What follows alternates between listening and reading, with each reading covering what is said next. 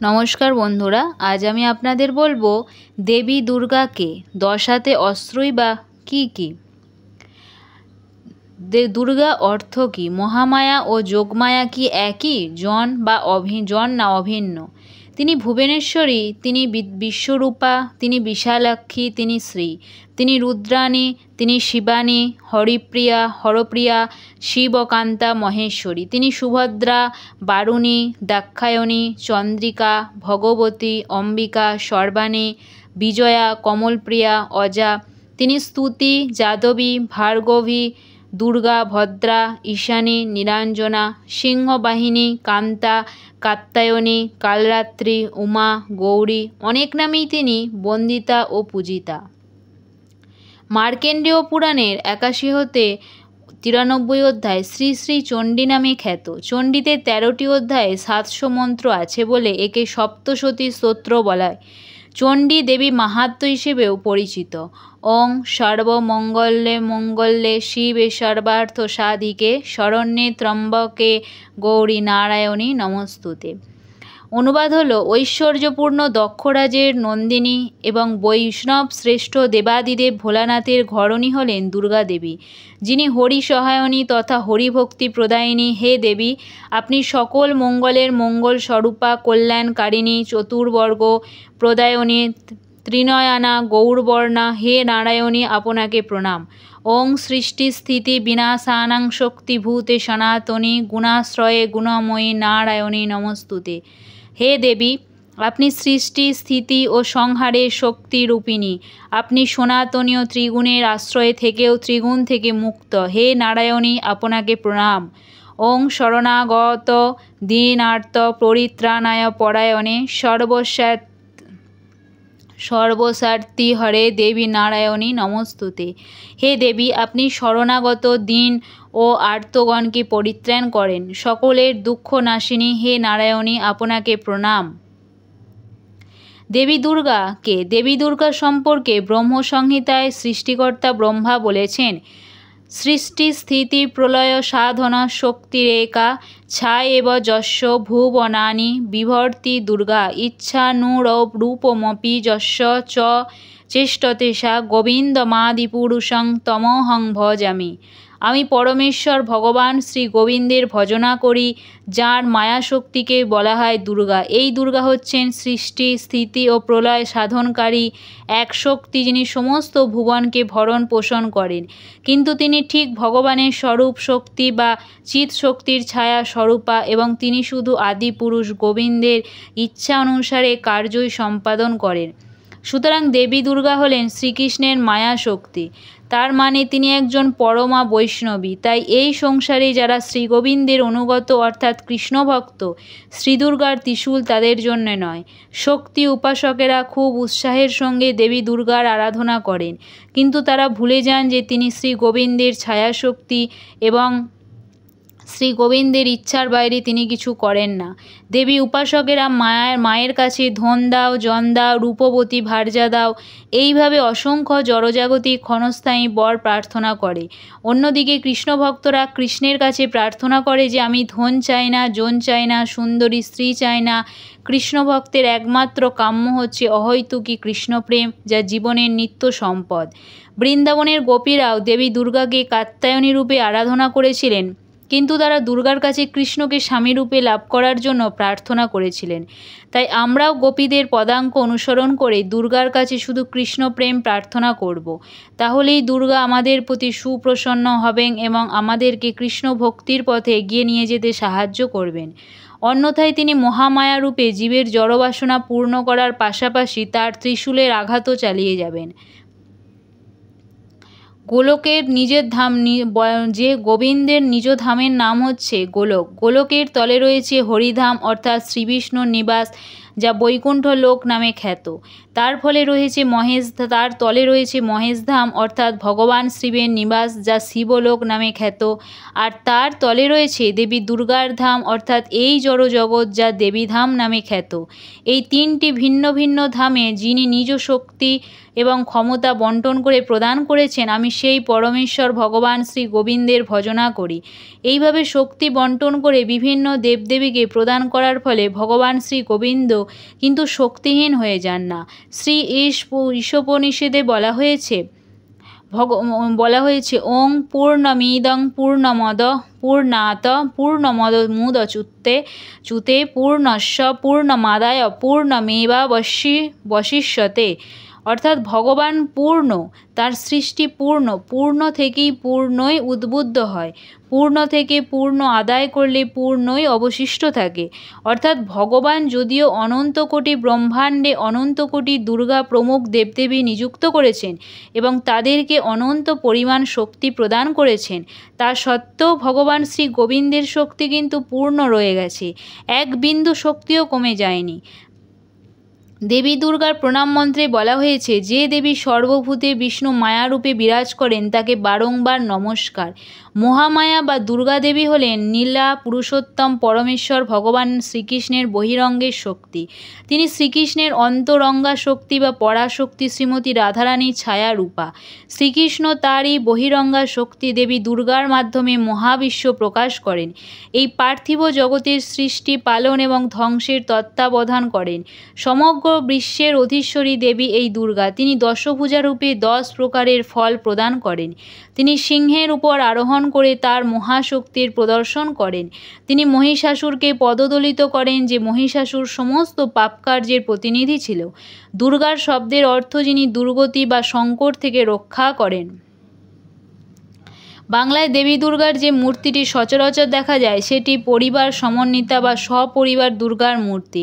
এই মূর্তির মধ্যস্থলে দেবী দুর্গা সিংহবাহিনী ও মহিষাসুর মর্দিনী। তার ডান পাশে উপরে দেবী লক্ষ্মী ও নিচে গণেশ, বাম পাশে উপরে দেবী সরস্বতী ও নিচে কার্তিক।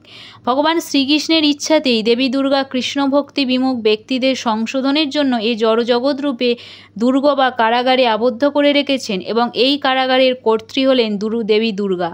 বন্দীদেরকে যেমন বিশেষ পোশাক দেওয়া হয়, অনুরূপভাবে আমাদেরও একটি পোশাক দেওয়া হয়েছে, মানব দেহরূপী পোশাক, পশুরূপী পোশাক, বৃক্ষরূপী পোশাক ইত্যাদি। যতক্ষণ আমরা এই দেহে এই জড়জগতে বাস করব, আমরা দুর্গাদেবীর নিয়ন্ত্রণাধীন। আমাদের বুঝতে হবে যে দুর্গাদেবী ভগবান শ্রীকৃষ্ণের নির্দেশ অনুসারে কার্য করেন। সুতরাং তিনি স্বাধীন কিন্তু পরম নিয়ন্তা নন। তিনি শুধু পরমেশ্বর ভগবানের আদেশ অনুযায়ী কার্য করছেন। যেমনভাবে ছায়া কোনো বস্তুকে অনুসরণ করে। দেবী দুর্গার 10 হাতে ত্রিশূল ইত্যাদি অস্ত্র রয়েছে। ত্রি মানে 3 এবং শূল মানে ব্যথা বা যন্ত্রণা। জড় জগৎরূপে দুর্গা বা কারাগারে তিনি আধ্যাত্মিক, আদি ভৌতিক ও আদি দৈবিক এই 3 প্রকার ক্লেশ বা যন্ত্রণা প্রদান করেছেন, যার প্রতীক রূপে তার হাতে ত্রিশূল দেখা যায়। শ্রীমদ্ ভাগবতম গ্রন্থে দুর্গা দেবীর বর্ণনা। শ্রীমদ্ ভাগবতম গ্রন্থেও এই দুর্গা দেবীর সম্পর্কে সুস্পষ্ট বর্ণনা করা হয়েছে। হে গোবিন্দ, যদিও আপনার কোনো জড় ইন্দ্রিয় নেই, তবুও আপনি হলেন প্রতিটি জীবের ইন্দ্রিয় শক্তির স্বয়ং উদ্ভাসিত শক্তি প্রদাতা। সমস্ত দেবতাগণ এবং স্বয়ং দুর্গা দেবী আপনাকে সম্মান করেন। আবার তাদের উপাসনাকারীদের প্রদত্ত উপহারও তারা উপভোগ করেন। ঠিক যেমন অধীনস্থ করদানকারী মিত্র রাজারা রাজাধিরাজকে কর প্রদান করেও প্রজাদের দ্বারা প্রদত্ত কর তারা নিজেরাও ভোগ করেন। এইভাবে বিশ্ব ব্রহ্মাণ্ডের স্রষ্টাগণ আপনার ভয়ে বিশ্বস্তভাবে তাদের প্রতি আপনার দ্বারা প্রদত্ত সেবার দায়িত্বভার পালন করেন। কেন দুর্গাদেবী জীবকে শাস্তি প্রদান করেন? ব্রহ্মসংহিতার শ্লোক বিশ্লেষণ করে জানা যায় যে দুর্গাদেবী হলেন এই জড়জগতের সৃষ্টি, স্থিতি, প্রলয় সাধনকারী। কিন্তু তিনি স্বাধীনভাবে কোনো কর্ম করেন না। ভগবান শ্রীকৃষ্ণের ইচ্ছানুসারে তিনি সকল কর্ম সম্পাদন করেন। তিনি শ্রীকৃষ্ণের ভগিনী রূপে আবির্ভূত হন দ্বাপর যুগে। জড়জগৎ তথা এই কারাগাররূপী দুর্গের কর্ত্রী হলেন দুর্গা দেবী। এই দুর্গকে রক্ষা করার জন্য তিনি তার হাতে 10 প্রকার অস্ত্র ধারণ করেন। সুতরাং যত শক্তিশালী হোক না কেন, এই দুর্গ থেকে কেউ পলায়ন করতে পারবেন না। শ্রীমদ্ ভগবদ্গীতার 7-14 শ্লোকেতে ভগবান শ্রীকৃষ্ণ সুনিশ্চিত করেছেন যে দৈবী হস্যা গুণময়ী মম মায়া দুরত্যয়া, অর্থাৎ আমার এই দৈবী মায়া ত্রিগুণাত্মিকা এবং তা দূরতিক্রমণীয়। যে সমস্ত মানুষ শ্রীকৃষ্ণের প্রতি করণীয় সেবা থেকে বিস্মৃত হয় তাদেরকেই কারাগারে নিক্ষেপ করা হয় এবং সেই সব জীবাত্মাগণ সূক্ষ্ম ও স্থূল দেহ আবদ্ধ থাকে। সেই হেতু এই পার্থিব জগতে আমরা পূর্ণ স্বাধীনতা পাই না এবং আমরা এখানে যে জড়সুখ ভোগ করি তা সর্বদাই যন্ত্রণাময়। দুর্গাদেবী হলেন পরমেশ্বর ভগবান শ্রীকৃষ্ণের বহিরঙ্গা শক্তি। তাঁর হস্তে আমাদের বন্দীদের সংশোধনের দায়িত্ব ন্যস্ত করা হয়েছে। এখানে যে শাস্তি আমরা পাই তা সর্বদা আমাদের স্মরণ করিয়ে দেয় যে এটি আমাদের স্থায়ী নিবাস নয় এবং কোনো জড় সুখ স্বাচ্ছন্দ্যই আমাদের যন্ত্রণা মুক্ত করতে পারে না। যদিও এটি প্রকৃতপক্ষে শাস্তি নয়, এটি রূপান্তরকরণের মাধ্যম মাত্র। এই জড় জগতেও যখন কেউ কারাগারে নিক্ষিপ্ত হয় তখন তা সত্যিকারে শাস্তির জন্য নয়, তা রূপান্তরের জন্য। তাই দেবী দুর্গার কাছে ত্রিশূল আছে। ত্রিশূল জড়জাগতিক ত্রিতাপ ক্লেশকে প্রকাশ করে, আধ্যাত্মিক ক্লেশ, আধি ভৌতিক ক্লেশ এবং আধি দৈবিক ক্লেশ। জীবনের প্রতিটি মুহূর্তে প্রত্যেকেই এই 3 প্রকারের ক্লেশের কোনো না কোনো একটিতে পীড়িত হচ্ছে। সুতরাং এই ক্লেশ আর কিছুই নয়, এটি দেবী দুর্গার ত্রিশূল। তিনি প্রতিনিয়ত তার ত্রিশূল দিয়ে জীবকে বিদ্ধ করে চলেছেন, কিন্তু তার উদ্দেশ্য হচ্ছে জীবকুলকে সচেতন করা, শাস্তি প্রদান করা নয়। তথাপি দুর্ভাগ্যক্রমে অধিকাংশ মানুষ অজ্ঞানতাবশত বিশ্বাস করে যে জড় ঐশ্বর্যের সাহায্যে তারা এখানে সুখে বসবাস করতে পারে। সেই জন্য তারা ঐশ্বর্য, সম্পদ, সন্তান, সুন্দর পতি, সুস্বাস্থ্য ইত্যাদি জাগতিক বর প্রার্থনা করে দেবী দুর্গা দেবীর কাছে। যদিও তিনি অনিচ্ছা সহকারে সকল অভিলাষ পূর্ণ করেন, কারণ তিনি জানেন যে এই ব্রহ্মাণ্ডে যে 14 ভুবন আছে সেখানে কেউ স্থায়ীভাবে সুখী হতে পারে না। এই জড়জগতের পরম সত্য মৃত্যু আমাদের কাছ থেকে সব কিছু নিয়ে নেবে। সেই হেতু তিনি চান যে আমরা শ্রীকৃষ্ণের নিকট, শ্রীকৃষ্ণের ধাম গোলক বৃন্দাবনে প্রত্যাবর্তন করি, যেখানে আমাদের জীবনসহ সকলই নিত্য। প্রকৃতপক্ষে দুর্গাদেবী আমাদের দুর্গতি বা সংকট থেকে রক্ষা করেন। জেলার যেমন কয়েদিকে দুঃখদানের মাধ্যমে সংশোধন করেন এবং কারাগার থেকে মুক্ত হওয়ার পথ প্রশস্ত করেন, তেমনি বদ্ধজীবদের দুঃখ দানের মাধ্যমে দুর্গাদেবী জীবকে পাপের ফল ভোগ করান এবং প্রতিনিয়ত দুঃখ পাওয়ার ফলে জীব এ জগৎ যে দুঃখালয় ও অস্বাস্থ্যত তা অনুভব করে। বদ্ধজীবের প্রতি দেবী দুর্গার 2 প্রকার কৃপা: সকপট কৃপা, অকপট কৃপা। সকপট কৃপা, এই কৃপা দ্বারা দেবী মায়ামুগ্ধ জীবেদের জন, রূপ, যশ ইত্যাদি জড় বিষয় প্রদান করে মায়া দ্বারা মোহিত করে রাখেন। অকপট কৃপা, এই কৃপা দ্বারা তিনি জীবকে কৃষ্ণভক্তি প্রদান করেন। এভাবে দেবী দুর্গা মহামায়া রূপে অনিত্য জড় সুখ ও দুঃখদানের মাধ্যমে জীবকে মায়ার বন্ধনে আবদ্ধ করে রাখেন এবং তিনিই যোগমায়া রূপে আমাদের এই দুর্গতি নাশ করেন। মায়ার বন্ধন থেকে মুক্ত হয়ে শ্রীকৃষ্ণের চিন্ময় ধামে ফিরে যেতে সহায়তা করেন। তাই তিনি একই সঙ্গে দুর্গতি দায়িনী এবং দুর্গতি নাশিনী। আসন্ন দুর্গাপুজোয় দেবী দুর্গার কাছে কী প্রার্থনা করতে হবে? দুর্গাদেবী সর্বাপেক্ষা সন্তুষ্ট হন যখন তিনি কোনো আত্মাকে শ্রীকৃষ্ণের ভক্ত হবার জন্য সর্বোত্তম প্রচেষ্টা করতে দেখেন। শ্রীল ভক্তি সিদ্ধান্ত সরস্বতী ঠাকুর বিশ্লেষণ করেছেন, এই সকল শাস্তিপ্রাপ্ত জীবের সংশোধনের কর্মই দুর্গাদেবীর উপর ন্যস্ত হয়েছে। তিনি গোবিন্দের অভিলাষ অনুসারে নিরন্তর এদের মুক্তি প্রদানের কর্মেও নিয়োজিত আছেন।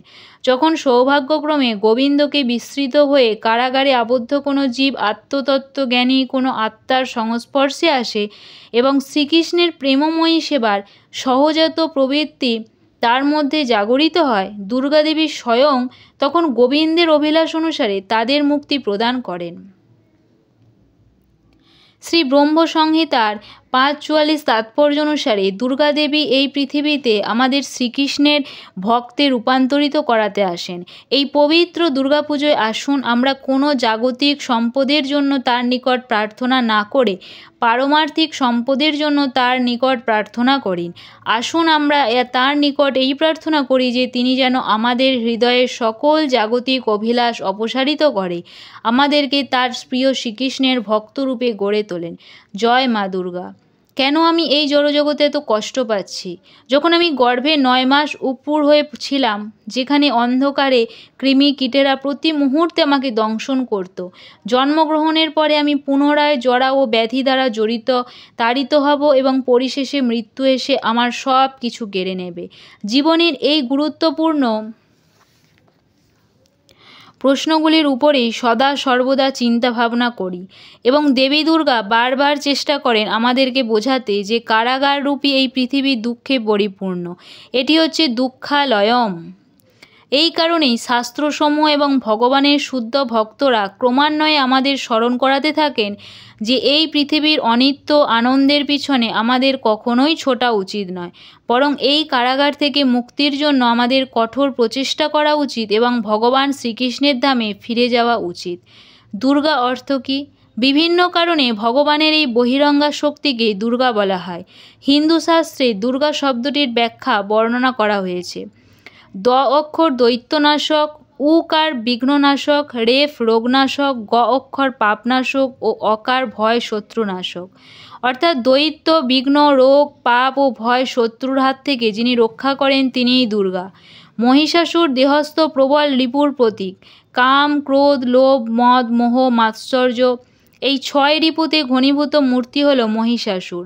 আমাদের মধ্যেও রয়েছে এই অসুরের বাস। ভক্তিপথে অগ্রসর হতে হলে এই 6 রিপুকে বর্জন করে সাত্ত্বিক গুণ অর্জন করতে হবে, যা অত্যন্ত কঠিন।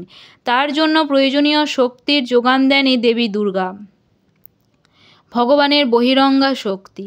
অন্যদিকে শব্দকল্পদ্রুম অনুসারে দুর্গং নাশয়তি যা নিত্যং সা দুর্গা বা প্রকীর্তিতা, অর্থাৎ দুর্গম নামক অসুরকে যিনি বধ করেন তিনিই নিত্য দুর্গা নামে অভিহিতা।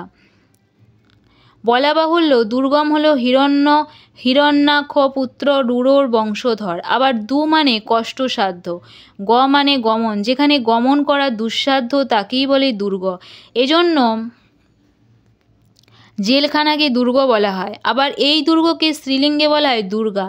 জেলখানার চারপাশে বিশাল প্রাচীর দেওয়া থাকে, যার ফলে এই প্রাচীর ডিঙিয়ে কোনো মানুষ বা প্রাণী সহজে এই দুর্গে প্রবেশ বা বাইরে বেরোতে পারে না।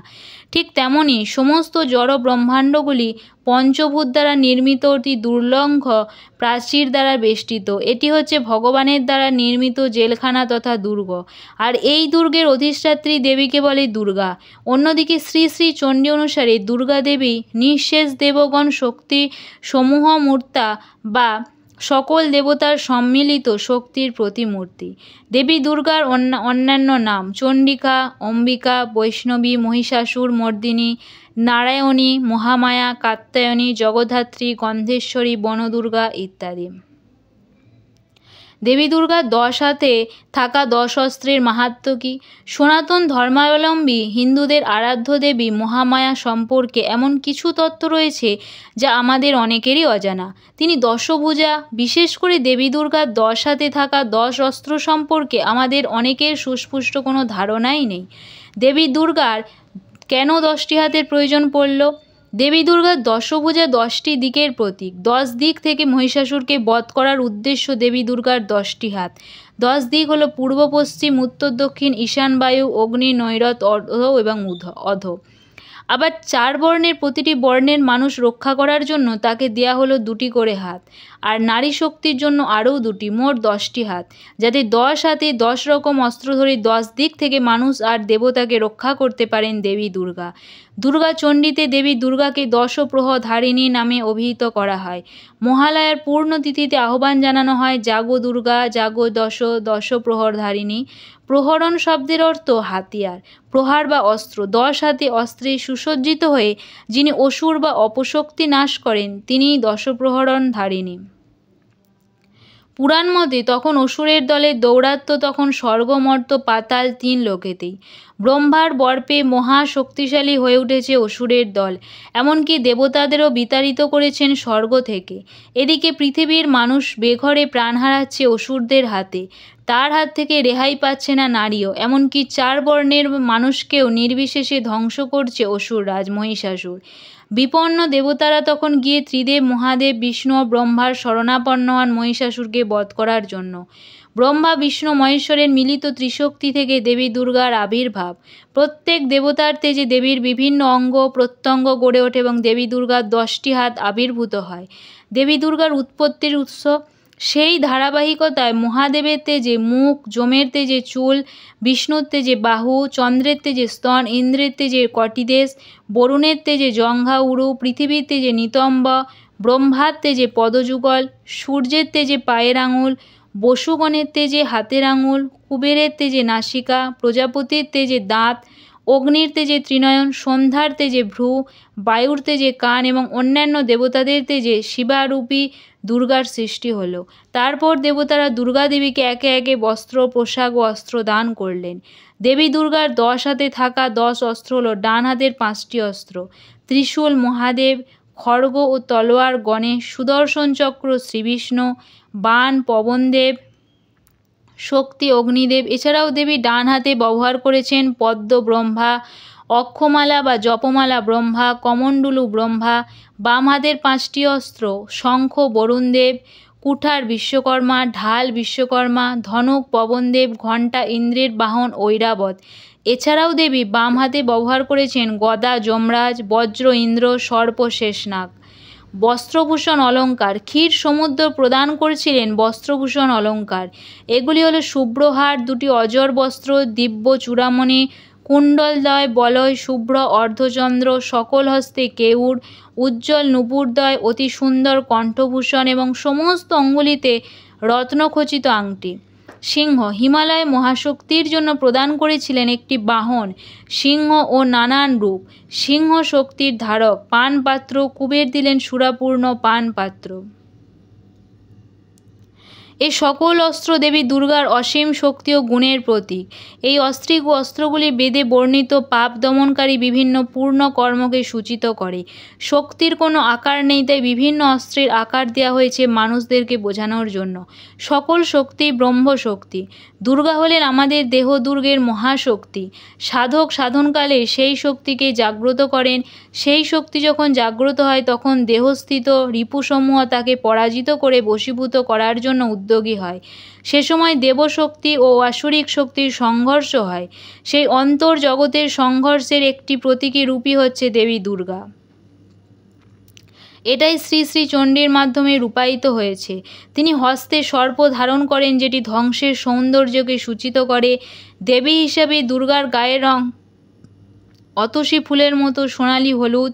তার 10টি হাত, 3টি চোখ রয়েছে, এজন্য তাকে ত্রিনয়না বলা হয়। তার ত্রিনয়নের ইঙ্গিতে নিয়ন্ত্রিত হয় ত্রিকাল।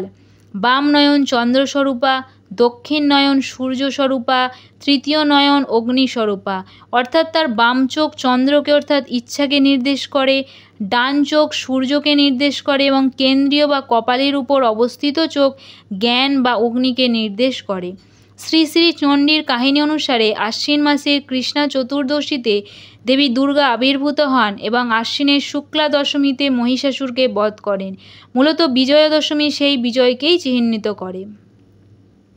দেবী দুর্গার 10 অস্ত্রের মাহাত্ম্য। মার্কেন্ডেয় পুরাণ অনুসারে দেবী দুর্গার 10 হাতের অস্ত্রের তাৎপর্য হল: 1. ত্রিশূল। দেবী দুর্গার হাতেই ত্রিশূল তুলে দিয়েছিলেন দেবাদিদেব মহাদেব।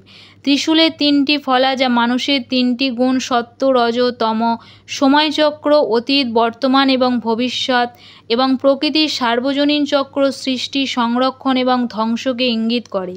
ত্রিশূলের চালককে ত্রয়ের নিয়ন্ত্রতা হিসেবে গণ্য করা হয়। সত্য হলো জ্ঞান, তম হলো অন্ধকার আর রজ হলো অহংবোধ। তমগুণ হলো রাক্ষস বা ঋণাত্মক শক্তির প্রকাশ, অর্থাৎ সব ধ্বংসের মূল হলো এই ক্রোধ, লোভ, মিথ্যা, বিলাসিতা, প্রতারণা, চুরি, হত্যা ইত্যাদি অপরাধমূলক কাজ। রজগুণ হলো জীবকুলের গুণ, অর্থাৎ মানুষ যেমন শোক, লোভ, মায়া, মোহ, কাম, দুঃখ দ্বারা সর্বদা জর্জরিত থাকে, এই গুণ মানুষের মায়া স্বরূপ। সত্যগুণ হলো দেবগুণ, অর্থাৎ এই গুণ নিরঙ্কার, ত্যাগ ও উচ্চ অলৌকিকত্বের প্রকাশ। ত্রিশূলের মধ্যভাগের ফলাটি সত্য আর বাকি দুটি রজ ও তমগুণ বিশিষ্ট ফলা, অর্থাৎ মানব জীবনের লক্ষ্য হল সত্যগুণের বিকাশ বা মুক্তির পথ। ত্রিশূল যার স্পর্শে বা স্মরণ নিলে ত্রিগুণ থেকে মুক্তিলাভ হয়। 2 শঙ্খ বা পাশ। দেবী দুর্গাকে বরুণদেব দিয়েছিলেন শঙ্খ, যার ধ্বনি মঙ্গলময়। শঙ্খের আওয়াজে স্বর্গ, মর্ত্য, পাতাল অবস্থিত সমস্ত অশুভ শক্তি ভীত দুর্বল হয়ে পড়ে। শঙ্খকে মঙ্গলের প্রতীক হিসেবে মনে করা হয়, সেজন্যই দুর্গা দেবীকে শুভ শক্তির আধার বলে মনে করা হয়। এই অস্ত্র দ্বারা দেবী যুদ্ধ ঘোষণা করেছিলেন মহিষাসুরের বিরুদ্ধে। পুরাণ অনুযায়ী শঙ্খ থেকে যে শব্দের সৃষ্টি হয় তা থেকেই সমগ্র জীবজগৎ ও প্রাণীর সৃষ্টি হয়েছে। তাই সনাতন ধর্মে এই শঙ্খকে ইতিবাচক শক্তির আধার রূপে ধরা হয়, যা সৃষ্টির আদিম ধ্বনির প্রতীক। ওম, যা হিন্দু ধর্ম অনুসারে সৃষ্টির আদি ধ্বনি। জল এবং সৃষ্টির একে অপরের সাথে ঘনিষ্ঠ সম্পর্ক রয়েছে। যেমন আধুনিক বিজ্ঞান অনুসারে পৃথিবীতে জীবনের শুরু হয়েছিল মহাসাগরে। 3 চক্র বা সুদর্শন চক্র। দেবী দুর্গার হাতে সুদর্শন চক্র তুলে দিয়েছিলেন শ্রী বিষ্ণু। চক্র অর্থাৎ আবর্তন, তাই তাকে এই চক্র প্রদান করার অর্থ হল সমস্ত সৃষ্টি ও জগতের কেন্দ্রে অধিষ্ঠান করেছেন দেবী দুর্গা, এবং দেবীকে কেন্দ্র করেই আবর্তিত হয়ে চলেছে সমগ্র জগৎ। আবার সু অর্থ সুন্দর, অপরূপ, এবং দর্শন অর্থ দৃশ্যমান দেখা। সুদর্শন চক্র এই বিশ্ব ব্রহ্মাণ্ডের অপার সৌন্দর্যের প্রতীক।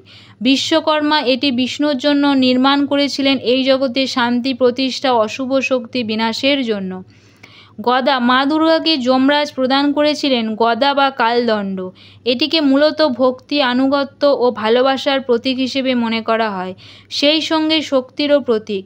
দশভুজার একটি গুরুত্বপূর্ণ অস্ত্র হল গদা, তাই তাকে এই গদা প্রদান করার অর্থ হল ভক্তি, আনুগত্য, ভালোবাসার কারণে মানুষের মন, বুদ্ধি, দেহ, বিচারবোধ শুদ্ধ হয়। শুদ্ধ ভক্তির কারণে সে জড়জগৎ থেকে মুক্ত হয়।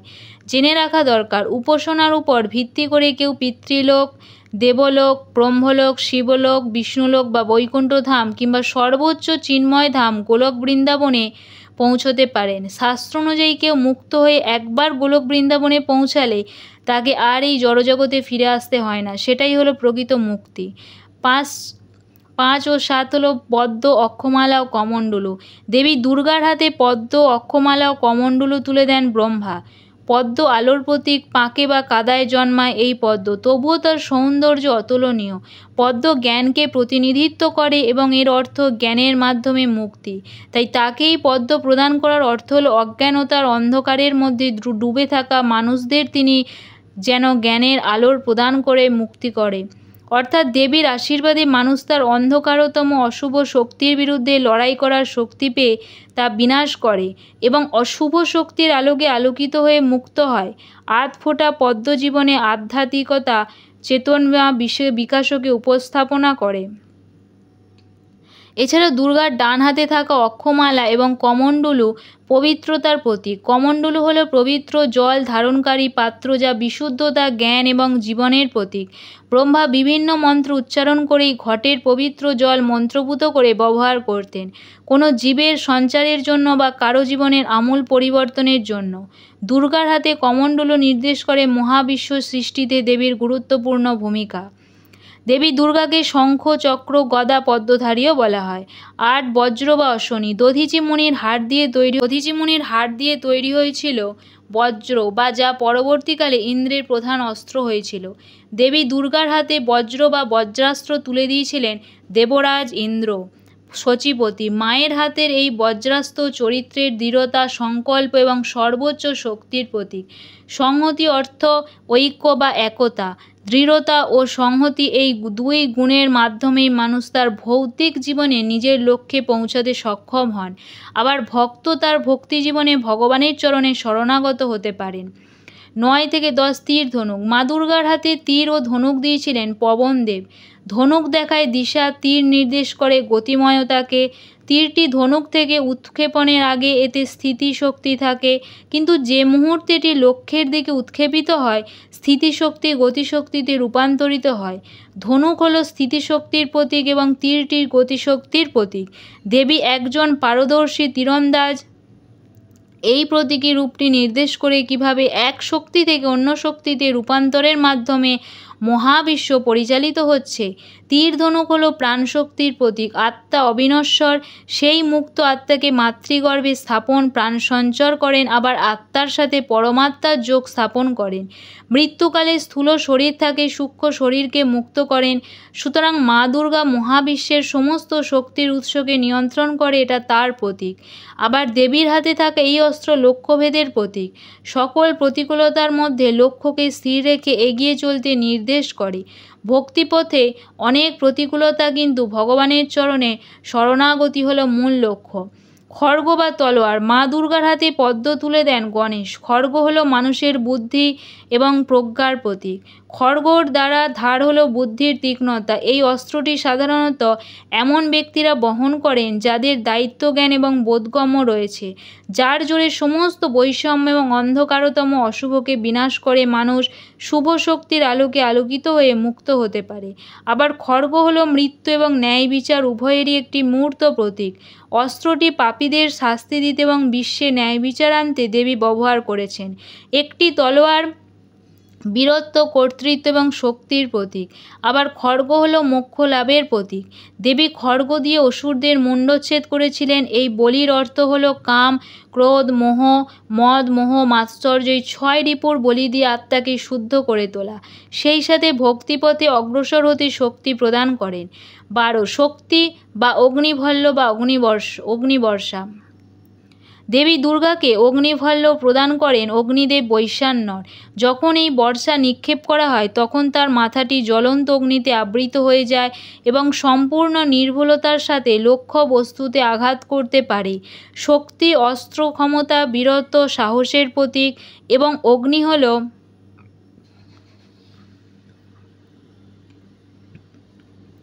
জ্ঞান এবং বিদ্যার প্রতীক। বর্ষার জ্বলন্ত শিখা সমস্ত শক্তির উৎসকে প্রতিনিধিত্ব করে। এটি সঠিক এবং ভুল কাজের মধ্যে পার্থক্য বোঝাতেও সাহায্য করে।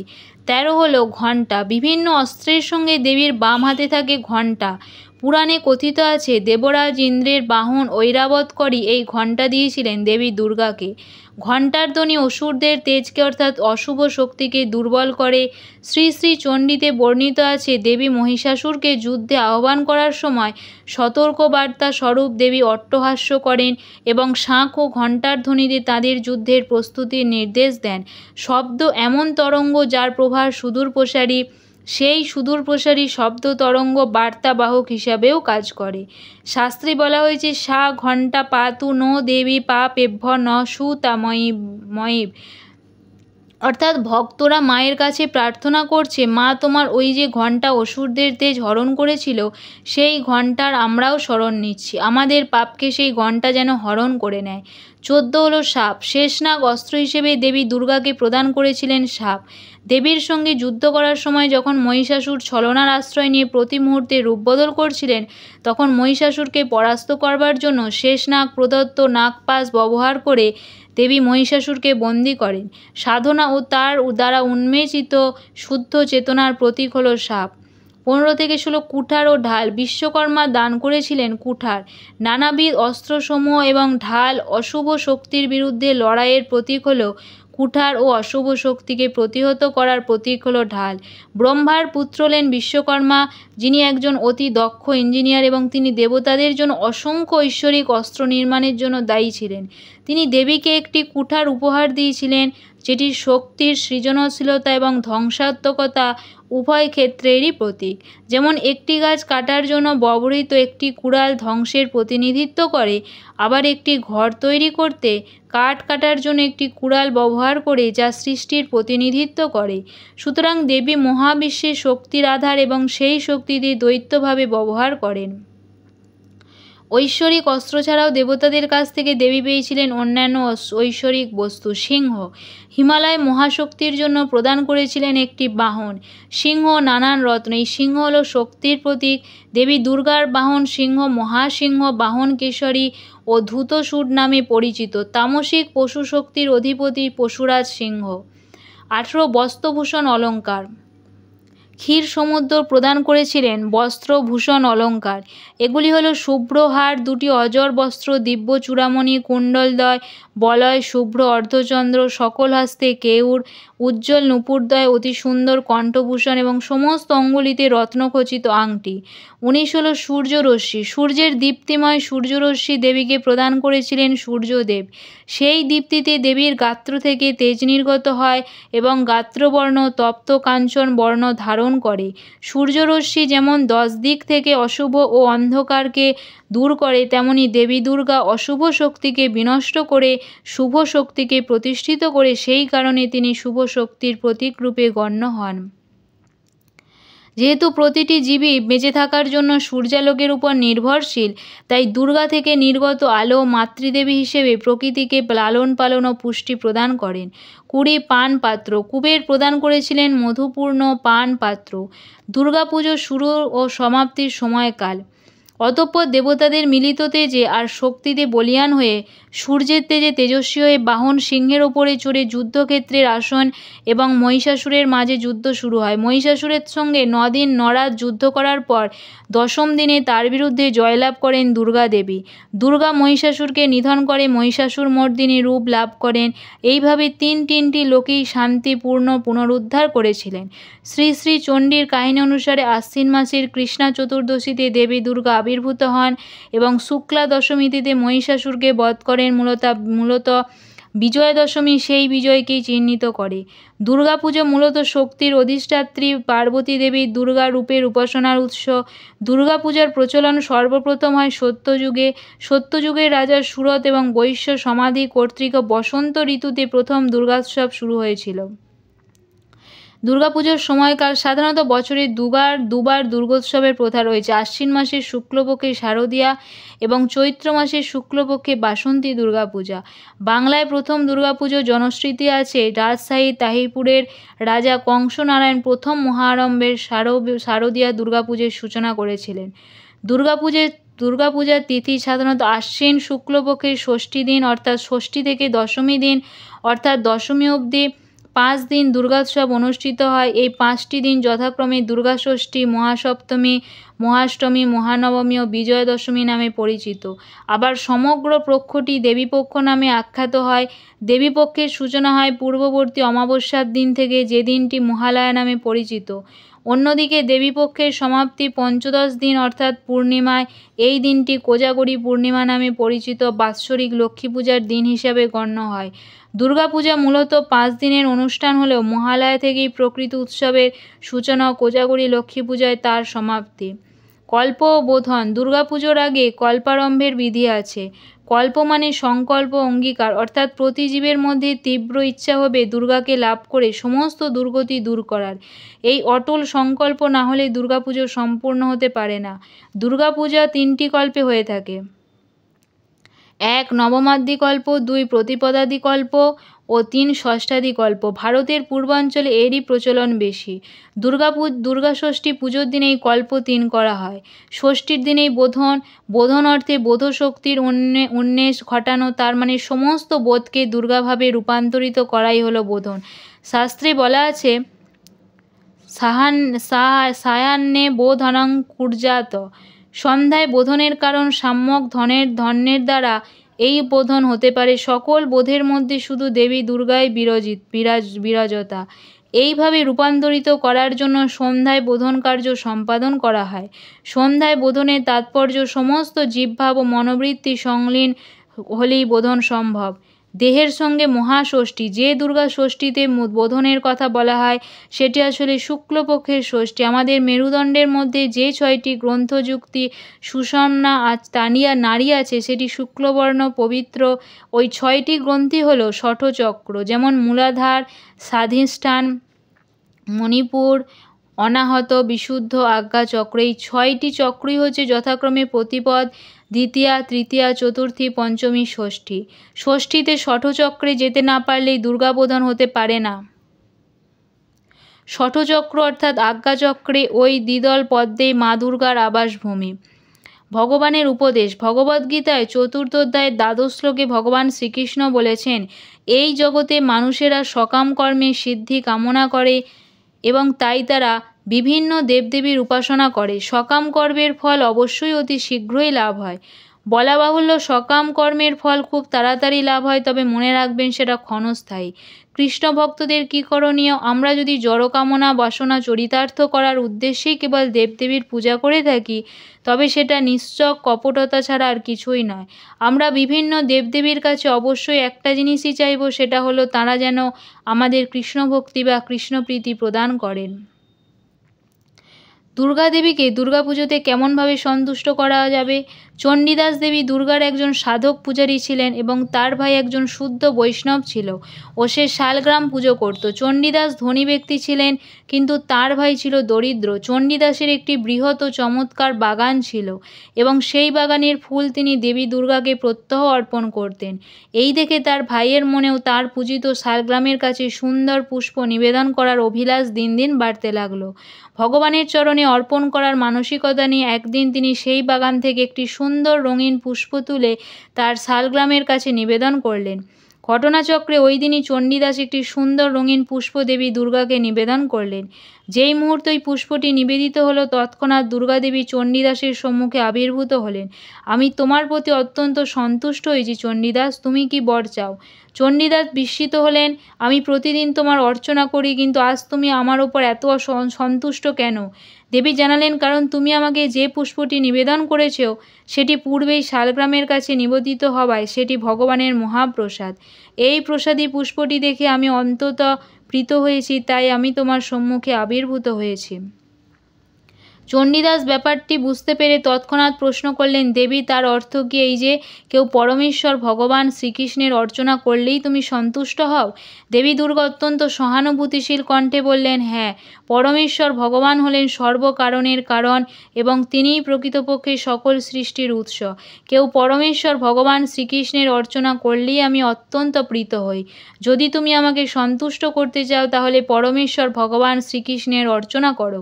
চণ্ডীদাস পরম সত্যটি উপলব্ধি করে শ্রীকৃষ্ণের এক পরম ভক্তে পরিণত হলেন এবং এটি দেবাদিদেব শিবের পত্নী দেবী দুর্গাকে অত্যন্ত প্রীত করেছিল। পরবর্তীকালে চণ্ডীদাস শ্রীমতী রাধারানী এবং শ্রীকৃষ্ণের বিরহে চিন্ময় ভাবের উপর অসংখ্য গীত রচনা করেছিলেন। শ্রীচৈতন্য মহাপ্রভু চণ্ডীদাসের রচিত গীত শ্রবণ করে অত্যন্ত আনন্দ লাভ করতেন। দুর্গা দেবীকে সন্তুষ্ট করার সর্বোত্তম উপায়। দুর্গা হলেন পরমেশ্বর ভগবান শ্রীকৃষ্ণের বহিরঙ্গা মায়া শক্তি। তাকে পরাজিত অথবা বিভ্রান্ত করা যায় না। তিনি অত্যন্ত শক্তিশালী এবং যখন তিনি তার ত্রিশূল দিয়ে আঘাত করেন, তখন কোনো কিছুই আমাদের রক্ষা করতে পারে না। দুর্গা দেবী আমাদের পার্থিব বর প্রদান করতে পারেন, অর্থাৎ আমাদেরকে অনায়াসে মায়ায় আবদ্ধ করতে পারেন। কারণ লক্ষ্য হলো কেউ যেন সহজে ভাগবত ভক্তি, ভগবত সেবা, ভগবত প্রাপ্তি না করতে পারে। এই সবই ভগবানের ইচ্ছা, দেবী দুর্গা তা পালন করেন। দেবীর হাতে থাকা শক্তিশালী ত্রিশূল ইঙ্গিত দেয় এই যে পৃথিবীতে ত্রিতাপ ক্লেশের দ্বারা যন্ত্রণা ভোগ করে আমরা যেন উপলব্ধি করতে পারি এ জগৎ একটি কারাগার দুঃখে পরিপূর্ণ। দুর্গা দেবীর শক্তিশালী ত্রিশূলের হাত থেকে বাঁচার একমাত্র উপায় হলো শুদ্ধ ভক্তির দ্বারা ভগবান শ্রীকৃষ্ণের প্রেমময় ভক্তিযোগ অভ্যাস করা। যখন আমরা দিব্য নাম জপ করে ভগবান শ্রীকৃষ্ণের আশ্রয় নিই, তখন দেবী দুর্গা তার ত্রিশূল প্রত্যাহার করেন।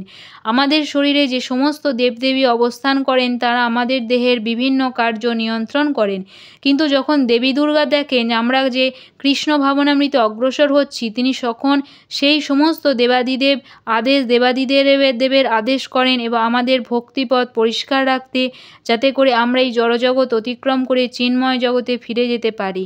তিনি আমাদেরকে এই জড়জগতে চিরকালের জন্য রাখতে চান না। তিনি ভগবানের প্রতি আমাদের আত্মনিবেদনের পরীক্ষা গ্রহণ করেন এবং যখন দেখেন যে ভগবান শ্রীকৃষ্ণের প্রতি প্রেম ভক্তিতে আমাদের হৃদয় পরিপূর্ণ হয়েছে, তিনি তৎক্ষণাৎ আমাদেরকে কারাগার থেকে মুক্তি প্রদান করেন। এটি ব্যাখ্যা করা হয়েছে যে কলিযুগে পরমেশ্বর ভগবান তার সমগ্র শক্তি এবং সমগ্র ঐশ্বর্য সমন্বিত হয়ে তার দিব্য নামরূপে অবতীর্ণ হয়েছেন। কলিকালে নামরূপে কৃষ্ণ অবতার, তাই কৃষ্ণের দিব্য নামকে ভগবান কৃষ্ণরূপে অনুভব করা উচিত এবং ভক্তি এবং শ্রদ্ধার সঙ্গে তার দিব্য নাম জপ করা উচিত। হরে কৃষ্ণ কৃষ্ণ কৃষ্ণ হরে হরে, হরে রাম রাম রাম হরে হরে। দুর্গাদেবী মায়ারূপে হরিদাস ঠাকুরের কৃষ্ণ ভক্তির পরীক্ষা নিয়েছিলেন। হরিদাস ঠাকুর অবলীলাক্রমে সেই পরীক্ষাতে উত্তীর্ণ হন, কারণ তিনি পরিপূর্ণভাবে হরে কৃষ্ণ মহামন্ত্র জপে নিমগ্ন হয়েছিলেন। প্রকৃতপক্ষে তিনি প্রতিজ্ঞা করেছিলেন যে প্রত্যহ ৩ লক্ষবার মহামন্ত্র জপ করবেন। দুর্গাপুজো সিনেমার গান বাজানা বা তার সঙ্গে নৃত্য করা নয়, এটি সুস্বাদু খাবার খাওয়া বা মজা করাও নয়।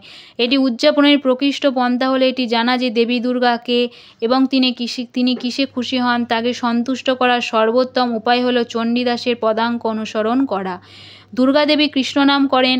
গঙ্গা ও পদ্মার সঙ্গমস্থলে মুর্শিদাবাদ জেলার কাশিমবাজার স্টেশন পূর্ব দিকে 20 মাইল দূরে একটি গ্রাম, সেখানে শিবাই আচার এক ব্রাহ্মণ বাস করতেন। তিনি ভবানী পূজায় একনিষ্ঠ ছিলেন। ভবানী পুজোয় তিনি ছাগল ভেড়া বলি দিতেন। শিবাই আচার্যের 2 পুত্র ছিল, হরিরাম ও রামকৃষ্ণ। তাদেরকে বলির জন্য ছাগল ও ভেড়া কিনে আনতে পাঠিয়েছিলেন বাজারে। হরিরাম ও রামকৃষ্ণ কয়েকটা ছাগল ও ভেড়া কিনে নিয়ে বাড়ির দিকে ফিরছিল। সেই সময় সকালবেলায় বিখ্যাত 2 পরম বৈষ্ণবকে তারা দেখতে পেল। অত্যন্ত সুন্দর তাদের রূপ। একজন হলেন শ্রীরামচন্দ্র কবিরাজ এবং অন্যজন হলেন শ্রী নরোত্তম দাস ঠাকুর। তাদের ললাটি ঊর্ধ্বপুণ্ড গোপীচন্দন তিলক অঙ্কিত, দৃষ্টি বা চাহনি অত্যন্ত কারুণ্যপূর্ণ। পরনে ধুতি ও উত্তরীয়, কণ্ঠে তুলসী কাঠের মালা, হাতে হরিনাম জপের মালা। তাদেরকে দেখে হরিনাম ও রামকৃষ্ণ আকৃষ্ট হলো। একে অপরকে বলে আমি ওনাদের মহিমা শুনেছি, এখন চোখে দর্শন করছি। আবার তারা চিন্তা করতে লাগলো, এই 2 বৈষ্ণব নিশ্চয়ই আমাদের সঙ্গে ছাগল ভেড়াগুলোকে দেখেই জিজ্ঞাসা করবে, সকাল সকাল এগুলোকে নিয়ে কোথায় যাচ্ছ?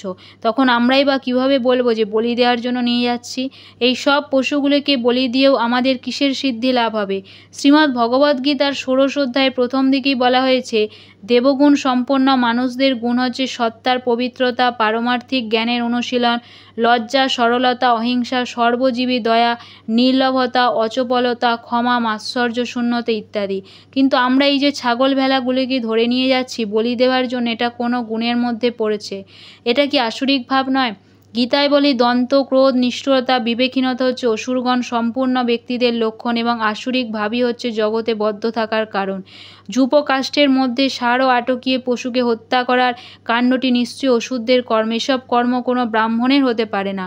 আমরা ব্রাহ্মণ, এখন এই পণ্ডিতেরা যদি আমাদের দেখতে পায় তবে আমরা কি করব? এদিকে রামচন্দ্র কবিরাজ ও নরোত্তম দাস ঠাকুর তাদের দিকে তাকিয়েছিলেন। রামচন্দ্র নরোত্তম ঠাকুরকে বললেন, এই দেখো, সামনে সুন্দর চেহারার এই 2 জন আসছে। এদেরকে দেখে মনে হয় এরা শ্রীকৃষ্ণ ভজনের যোগ্য ব্যক্তি। ওদের সঙ্গে কথা বললে ভালো হয়। ছাগল ও ভেড়াগুলিকে দূরে সরিয়ে রেখে হরিনাম ও রামকৃষ্ণ ভয়ে ভয়ে তাদের কাছে এসে প্রণতি নিবেদন করল। নরোত্তম দাস ঠাকুর প্রশ্ন করলেন, কী নাম তোমাদের? এই ছাগল ভেড়াগুলিকে নিয়ে তোমাদের কাজ কি? তারা তাদের পরিচয় দিয়ে বলল, আমরা ছাগল ভেড়াগুলির জন্যই শুভক্ষণে বেরিয়েছিলাম, যার ফলে আপনাদের দর্শন হলো। আজ আমাদের জীবন সফল। তারপর তাদের নির্দেশে সব পশুগুলিকে তারা ছেড়ে দিল, পদ্মাতে স্নান করল, বৈষ্ণব পাদপদ্মে বন্দনা স্তুতি করতে লাগলো। তাদেরকে 2 বৈষ্ণব আলিঙ্গন করতে লাগলেন। তারপর তাদের সঙ্গে হরিনাম ও রামকৃষ্ণ খেতুরি গ্রামে চলে গেল। সেখানে নরোত্তম দাস ঠাকুর রামকৃষ্ণকে এবং রামচন্দ্র কবিরাজ হরিনামকে হরে কৃষ্ণ মহামন্ত্র দীক্ষা দিলেন। তারা গৌর নিতাই সেবা, ভক্তিতত্ত্ব শিক্ষা, গুরু সেবা করতে লাগলো। ভক্তি প্রেমরসে কিছুদিন অতিবাহিত হলো। তারপর একদিন বিজয়া দশমীর পরে তারা গুরুদেবের নির্দেশে খেতুরি গ্রাম থেকে গয়াস গ্রামে ফিরে এলো। গয়াসে বলরাম কবিরাজ নামে এক বৈষ্ণবের গৃহে তারা রাত্রি যাপন করল। সকাল হলেই পিতার সঙ্গে সাক্ষাৎ হলো। পিতা শিবাই আচার্য মহাক্রোধে বলতে শুরু করলেন, তোমরা ব্রাহ্মণ, তোমাদেরকে আবার কোন বৈষ্ণব কোন সাহসে বৈষ্ণব দীক্ষা দিল? বৈষ্ণবের শ্রেষ্ঠত্ব কোন শাস্ত্রে বলে? তোমরা নিজেদেরকে কি বেশি বড় পণ্ডিত বলে মনে করো? দেবী ভগবতী তোমাদের সব কটাকে শাস্তি দেবেই। তোমরা দেবীর অমান্য করেছ, বলি বন্ধ করে দিয়েছ।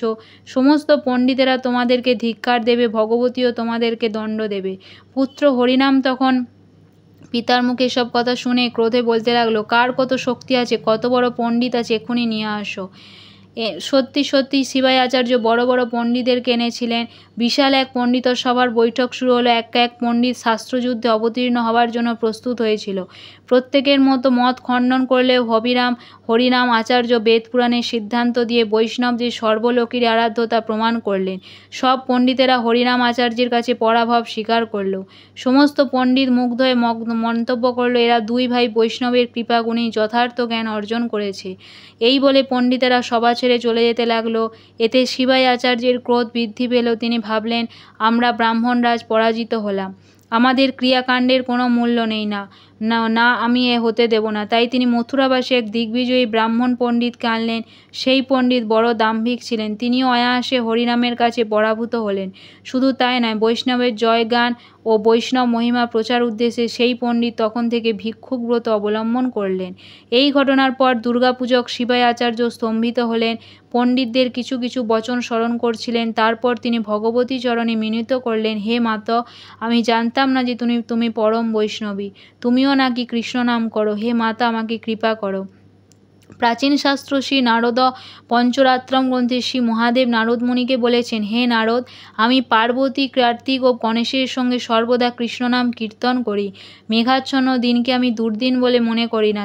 যেদিন কৃষ্ণ কথা বলা হয় না, আমি সেই দিনকে দুর্দিন বলে থাকি। যেই মুহূর্তটি কৃষ্ণনাম বা কৃষ্ণকথা ছাড়া অতিবাহিত হয়, সেই মুহূর্তটি বৃথা গেল বলে মনে করি।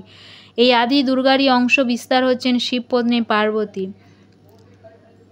মহাপ্রভুর লীলাবিলাসের সময় সিমলিয়া নামে পরিচিত ছিল এই দ্বীপটি। দেবী দুর্গা তথা পার্বতীর একটি বিশেষ লীলার কারণে এই দ্বীপের নাম হয় সীমন্ত। দেবী দুর্গা হচ্ছেন পরম বৈষ্ণবী। একদিন দেবী দুর্গা কৈলাসে তার স্বামী শিবের সঙ্গে বসেছিলেন।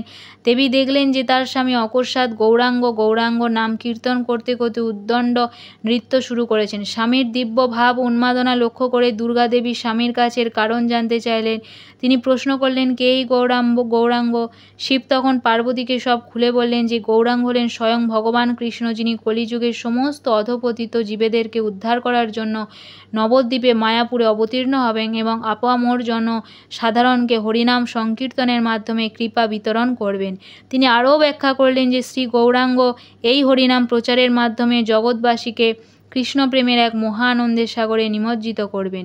স্বামীর মুখে এই দিব্য বর্ণনা শুনে পার্বতী দেবী তথা দুর্গা স্থান এলেন এবং ভগবান শ্রী গৌরাঙ্গকে প্রসন্ন করার মানসে কঠোর তপস্যা শুরু করলেন। সুবর্ণ বর্ণ গৌরাঙ্গ পার্বতীকে দর্শন দান করে তার তপস্যার কারণ জানতে চাইলেন।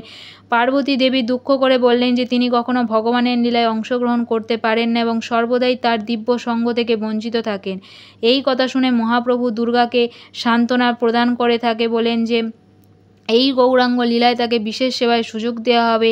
তিনি পৌরা মায়ারূপে এই নবদ্বীপ ধামে রক্ষণাবেক্ষণ করবেন। এইভাবে কথোপকথনের সময় দেবী পার্বতী মহাপ্রভুর চরণ থেকে ধুলি নিয়ে তাঁর স্মৃতিতে ধারণ করেছিলেন। সেই থেকে এই দ্বীপের নাম হয় সীমন্ত দ্বীপ। সীমন্ত দ্বীপে দেবী দুর্গাকে বলা হয় সীমন্তনী দেবী এবং রাজাপুরের শ্রী জগন্নাথ দেবের মন্দিরের পাশেই সীমন্তনী দেবী মন্দিরও নির্মিত হয়েছে, যেখানে দেবী দুর্গা এবং মহাপ্রভুর বিগ্রহ বিরাজমান। সন্ধি পূজা কী ও কেন করা হয়? দুর্গাপূজার অন্যতম গুরুত্বপূর্ণ অনুষ্ঠান হলো সন্ধি পূজা। মহাষষ্ঠী এবং মহানবমীর সন্ধিক্ষণে এই পূজা হয় বলে একে সন্ধি পূজা বলা হয়। আসলে সন্ধি পূজা হলো সন্ধ্যার প্রতীক। মহাষ্টমীর দিন 24 মিনিট এবং মহানবমীর প্রথম 24 মিনিট অর্থাৎ 48 মিনিট ধরে এই সন্ধি পূজা। 108টি পদ এবং 108টি মাটির প্রদীপ সন্ধি পূজার ক্ষেত্রে দরকার পড়ে। সন্ধি পূজার নৈবেদ্য। সন্ধি পূজার অন্যতম উল্লেখযোগ্য নৈবেদ্য হল পদ্ম। এই পূজায় মাকে 108টি পদ্ম অর্পণ করা, 108টি বেলপাতা, 108টি মাটির প্রদীপ জ্বালানো হয়। নৈবেদ্যই দেওয়া হয় গোটা ফল, জবা ফুল, সাদা চাল, শাড়ি, গহনা এবং সাজসজ্জার দ্রব্যও থাকে।